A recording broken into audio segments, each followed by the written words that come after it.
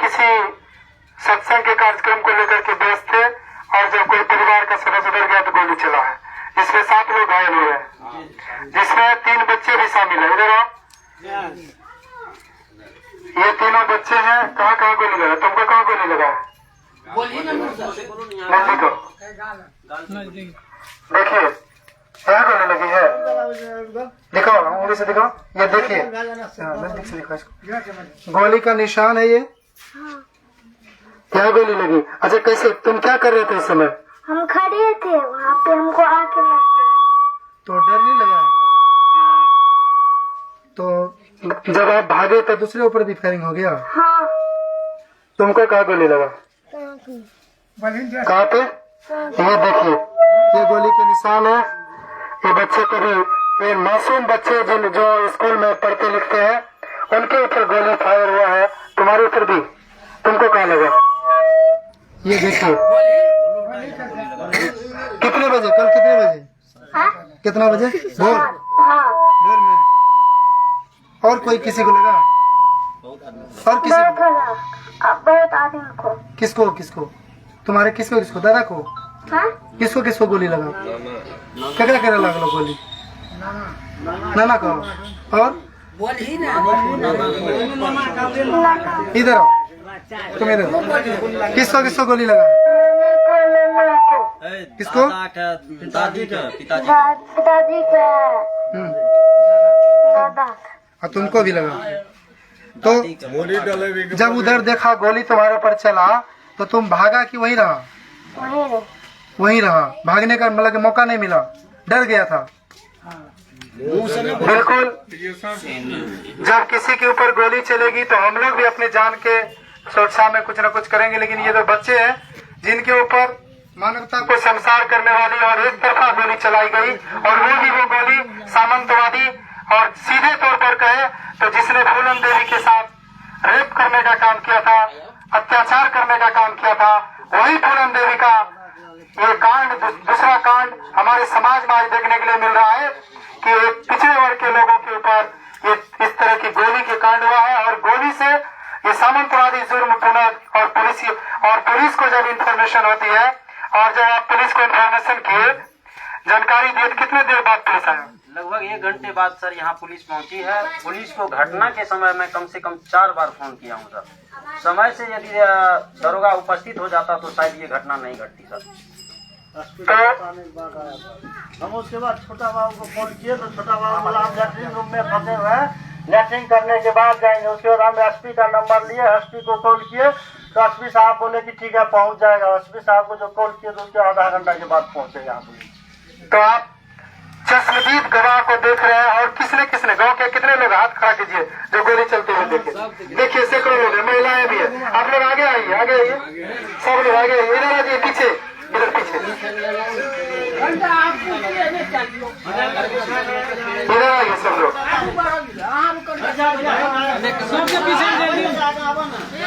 आते रहिए, सब लोग आइए।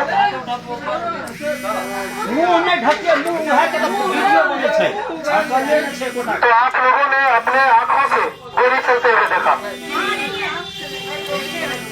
और गोली चलाने वाले को पहचाने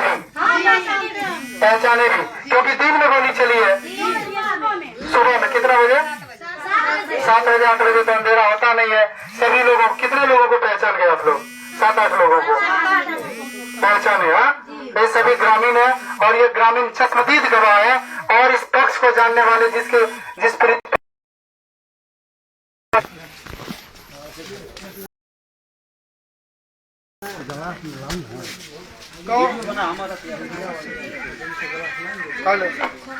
तो अभी आप सुनिए कि पीड़ित परिवार के ऊपर किस तरह से ये संवेदनाहीनता की घटना को दोहराया गया।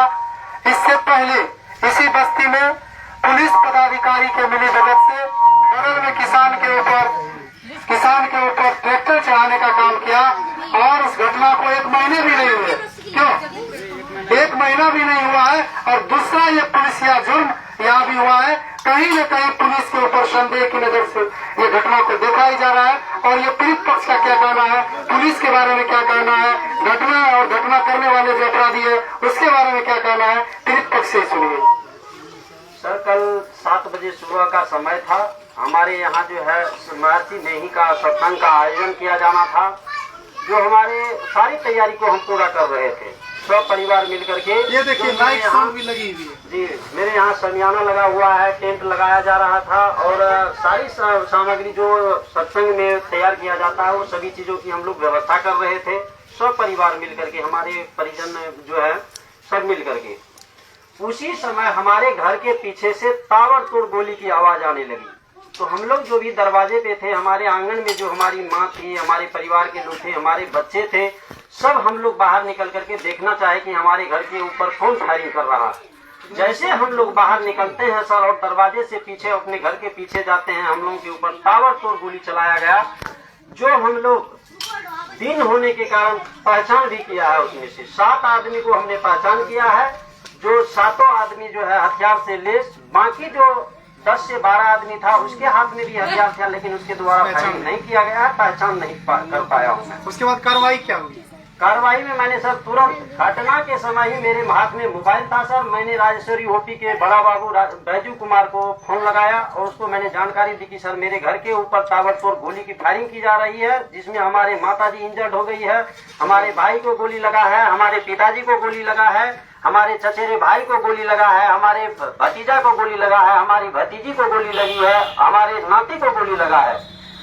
उसके बावजूद भी दरोगा जी का ये कहना था कि हम पहुंच रहे हैं। मुझे आश्वासन दिया गया सर, बार बार मुझे आश्वासन दिया गया कि हम पहुंच रहे हैं, लेकिन कम से कम 1 घंटा उसको 4 किलोमीटर की दूरी, मेरे दरवाजे से मात्र 4 किलोमीटर की दूरी है राजेश्वरी ओपी का, जिस दरोगा को मेरे दरवाजे पर पहुंचने में कम से कम 1 घंटे का समय लगा सर।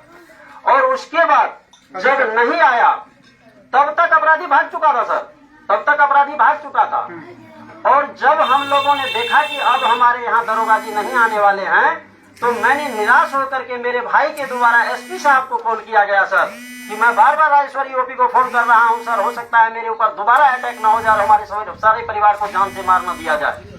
तब जाकर के कहीं पुलिस 10 से 15 मिनट के बाद यहाँ पहुंचा है सर। ये समस्या है मेरे साथ और इस तरह से जो ताबड़तोड़ी मेरे यहाँ फायरिंग किया गया है सर, इस कारण से हमारे सारे परिवार के लोग डरे और सहमे हुए हैं कि कहीं हमारे ऊपर अपराधी दोबारा से अटैक न कर दे, और मुझे किसी भी प्रकार का कोई सुरक्षा मुहैया नहीं कराया गया है प्रशासन के जो है हमारे को किसी भी समय। तो कल हम लोग थाना का घेराव करेंगे आप लोग साथ हैं? हाथ ऊपर करके समझते साथ है, लड़ी जानी चाहिए ना, उनके साथ अन्याय हुआ है ना, तो न्याय होना चाहिए ना, न्याय होना चाहिए ना। इसके साथ अपराधी को गिरफ्तारी की जानी चाहिए और इसी के लिए आज हम लोग प्रतिकार करने के लिए हमारा राष्ट्रीय युवा महासंघ का मंडल आर्मी के लोग यहाँ आए हुए हैं और हम प्रशासन के ऊपर एक दबाव बना रहे हैं और मांग कर रहे हैं कि आप अपराधी की गिरफ्तारी करें। आग्रह करेंगे कि आप भी जो ये घटना है, इस घटना के संबंध में अपनी बात साझा करें।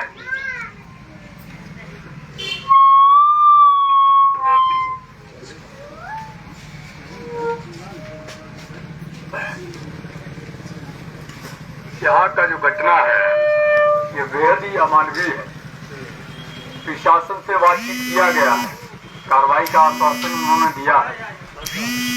निश्चित तौर पर प्रशासन को हम आगाह करना चाहते हैं कि 24 घंटा हो गया है और 24 घंटे का अल्टीमेटम उनको और है।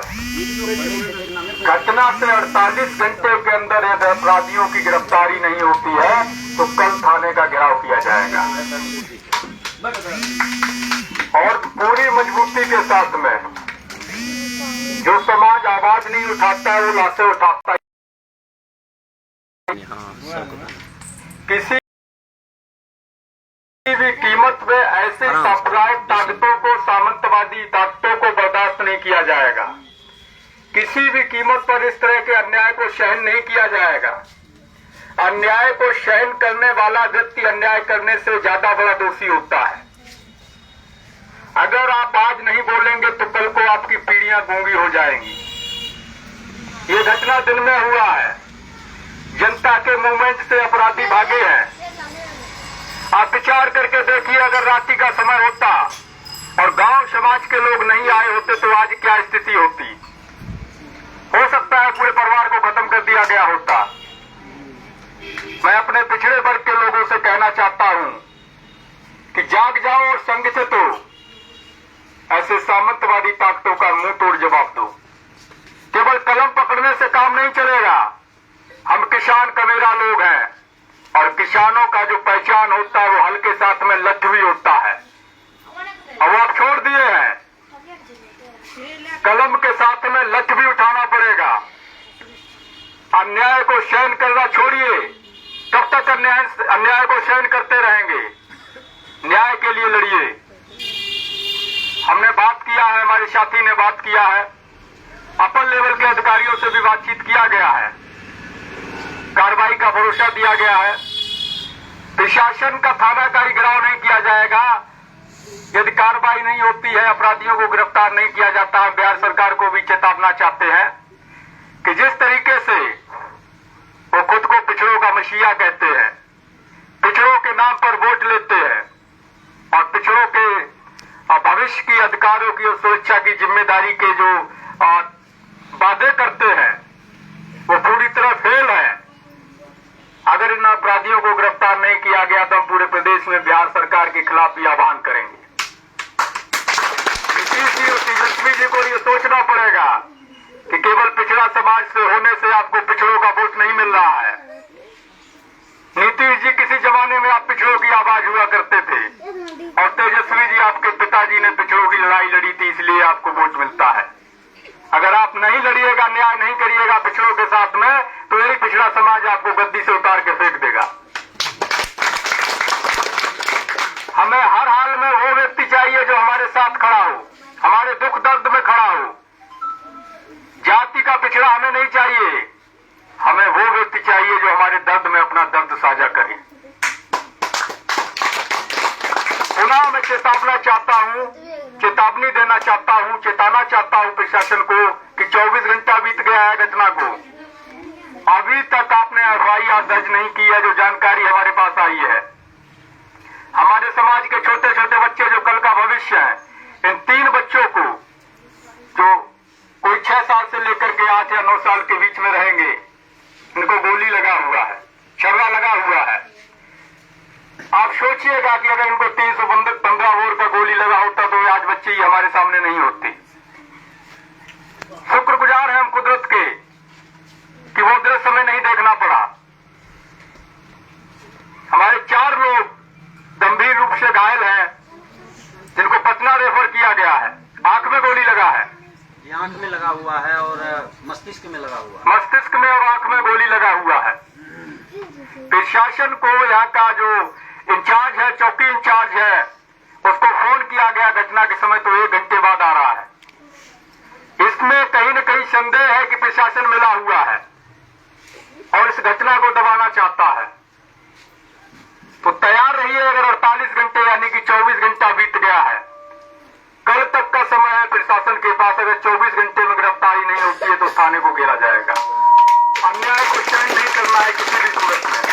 ये आत्मसम्मान मंडल संकल्प जो यात्रा निकली है, इसका जो पहला शब्द है आत्मसम्मान, उसका मायने ही यही है। जब तक हम अपने सम्मान को नहीं समझेंगे, अपने खुद की रिस्पेक्ट नहीं करेंगे, अपने समाज का सम्मान नहीं करेंगे, संगठित नहीं होंगे, जागरूक नहीं होंगे, ऐसे अत्याचारी लोग हमेशा फल उठाते रहेंगे। ये चंद भर मुट्ठी भर लोग हैं। अगर हम लोग संगठित हो जाए तो उनका पता नहीं लगेगा कहां चले गए। जो प्रशासन इन चंद मुट्ठी भर लोगों को सपोर्ट करता है, बढ़ावा देता है, अगर हम संगठित हो जाएं तो यही प्रशासन आपके आगे पीछे घूमेगा। ये हमारे मालिक नहीं है, हम इनके मालिक हैं। हमारे टैक्स के पैसे पर ये नौकरी करते हैं, इनके परिवार चलते हैं। सरकार हमारी मालिक नहीं है, हम इनके मालिक हैं। हमारे टैक्स से सरकारें चलती हैं, नेताओं के घर चलते हैं, उनकी रैलियां होती हैं, उनके प्लेन उड़ते हैं और महंगी महंगी बिस्की और बियर पीते हैं। ये लोग जो चिकन मुर्गा दारू खाते हैं हमारे टैक्स के पैसे से खाते हैं। जो सत्ता में आते हैं हमारे वोट की ताकत से सत्ता में आते हैं।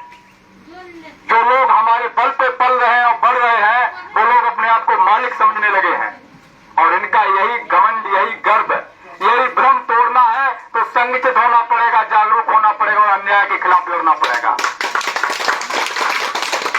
धन्यवाद। क्रांतिकारी साथियों, यदि आप संवैधानिक अधिकारों, जातिवाद जनगणना, मंडल कमीशन, बहुजन महापुरुषों की वैचारिकी समता, समानता और सामाजिक न्याय के आंदोलन को मजबूत बनाना चाहते हैं तो हमारी आपसे गुजारिश है कि हमारे चैनल को सब्सक्राइब करें व बेल आइकन के बटन को दबाएं। वीडियो को अधिक से अधिक शेयर करें व अपनी यथासंभव शक्ति अनुसार हमें आर्थिक सहयोग करें।